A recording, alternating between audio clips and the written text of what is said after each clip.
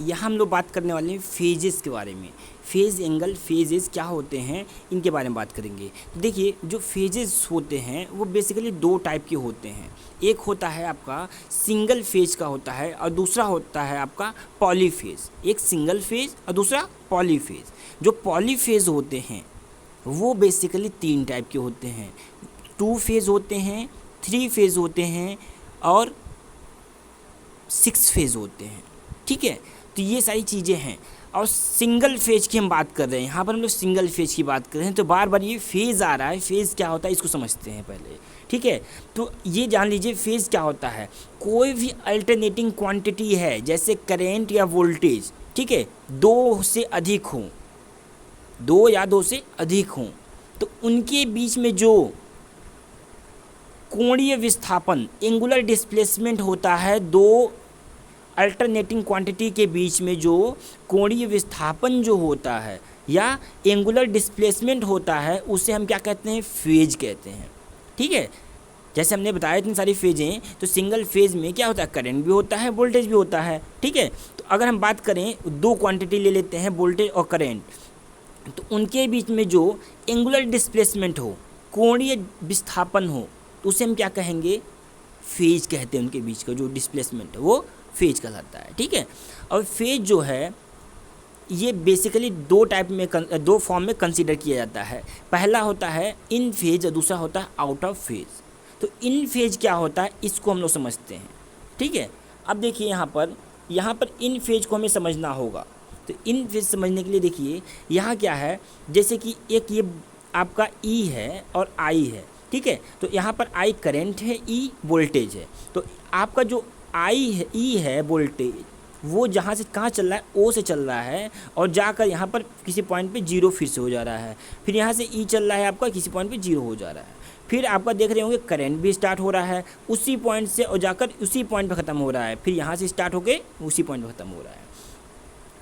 यहाँ देखेंगे हम कि यहाँ पर जो आपका जो वोल्टेज है जहाँ से शुरू हुआ है वहीं से करंट भी शुरू हो रहा है।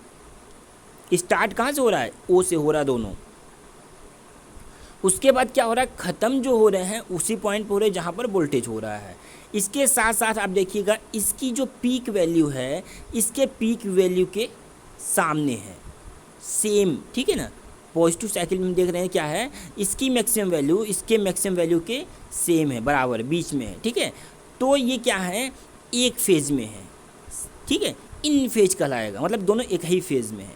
और यहाँ से उठा के ले जा रहे हैं, देखिए यहाँ पर तो क्या है, जहाँ से स्टार्ट हो रहा है यहीं ख़त्म हो रहा है, ये भी इसी ख़त्म हो रहा है। तो क्या है, ये इन फेज में है।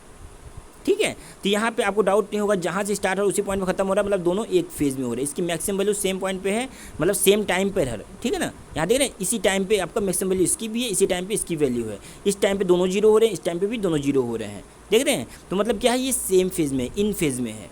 ठीक, अगर हम इसको क्या कहें, या हम इसे आप बोल सकते हैं the value of electrical angle is zero, मतलब जो इसका एंगल जो होता है, इलेक्ट्रिकल एंगल होता है वो जीरो है। यहाँ पे कोई भी एंगल नहीं होता है। इसका मतलब यहाँ पर हम ई अगर यहाँ पे डिनोट कर रहे हैं तो उसी फेज में हम आई भी डिनोट कर रहे हैं। ठीक है, तो ये दोनों क्या है, सेम फेज में हो गए। चलिए आगे देखते हैं हम लोग। यहाँ पर तो था ये आपका वेक्टर रिप्रेजेंटेशन था या ग्राफिकल था। अब यहाँ देखेंगे हम लोग आउट ऑफ फेज क्या होता है। जैसे हमने इन फेज देखा वैसे हम आउट ऑफ फेज देखते हैं। तब आउट ऑफ फेज क्या होता है, देखिए ये जो वोल्टेज सोर्स है आपका ये चल रहा है और यहाँ देख रहे होंगे आप में। ठीक है, और उसके बाद कुछ देर के बाद, मतलब ये टाइम है तो टाइम में मतलब ओ पे स्टार्ट हुआ, जीरो पे स्टार्ट हुआ आपका ये वोल्टेज, उसे कुछ टाइम के बाद से स्टार्ट हो रहा है आपके क्या, आपका करेंट स्टार्ट हो रहा है, मतलब कुछ एंगल के साथ हो रहा है। ठीक है, कुछ डिस्प्लेसमेंट आपको मिल रहा है, देख रहे हैं ना, एंगुलर डिस्प्लेसमेंट हम बोल सकते हैं जिसे। ठीक है, ये आपका कुछ एंगल मिल रहा है, यहाँ से आई स्टार्ट हो रहा है तो आप देख रहे हैं। और इसकी जो मैक्सिमम वैल्यू है इससे क्या है, कुछ डिस्प्लेस्ड है, मतलब कुछ एंगल के साथ अलग है। अब उसके बाद जो ख़त्म भी हो रहे हैं तभी देखिए जीरो पे हो रहा है। ठीक है, यहाँ पे ये जीरो पे नहीं हो रहा, कुछ आगे बढ़ के हो रहा है। तो यहाँ पे क्या हो रहा है, ये दोनों एक फेज़ में नहीं है, इसमें फेज डिफरेंस है। ठीक है, कितना फेज डिफरेंस है, तो यहाँ पर थीटा फेज डिफरेंस है, जैसे कि हम देख रहे हैं पॉजिटिव साइकिल में और नेगेटिव साइकिल में।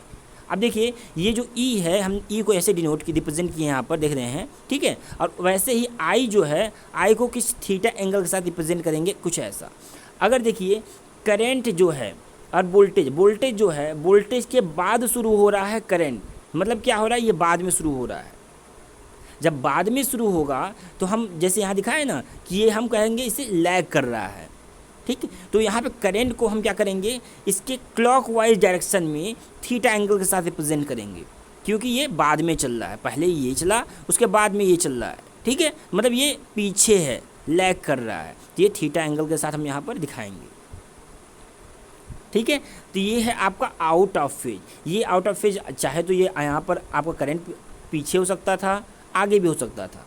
अगर ये पहले से चल जाता, ये बाद में चलता, तो ये आपका आगे हो जाता, लीड कर जाता, ठीक है। लेकिन यहाँ पर लैग कर रहा है थीटा एंगल के साथ में। चलिए ठीक है, यहाँ पर हम आगे समझेंगे चीज़ों को कि आखिर में लीडिंग लैगिंग क्या होता है, लीडिंग या लैगिंग क्या होता है, इस चीज़ समझेंगे, ठीक है।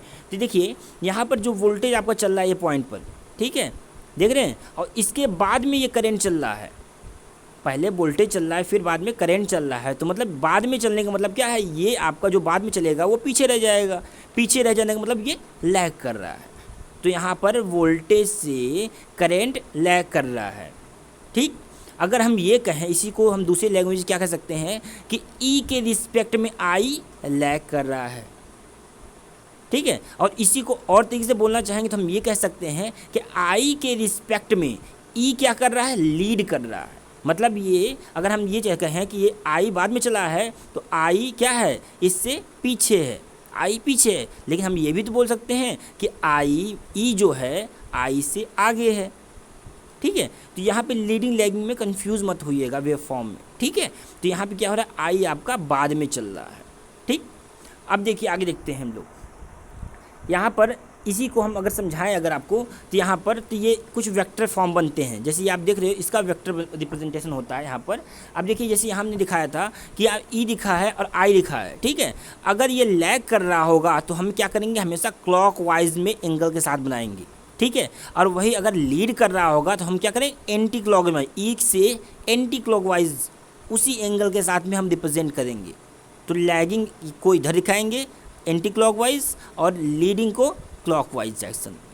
इस प्रकार से हम रिप्रेजेंट करते हैं। यहाँ आपको वेक्टर रिप्रेजेंटेशन आना चाहिए, वेक्टर ग्राफ बनाना आपको आना चाहिए। ये ग्राफिकल रिप्रेजेंटेशन है और ये आपका क्या है, वेक्टर रिप्रेजेंटेशन है। ये दोनों आपको ध्यान रखना चाहिए, ठीक है, वेव फॉर्म में कन्फ्यूजन ना हो।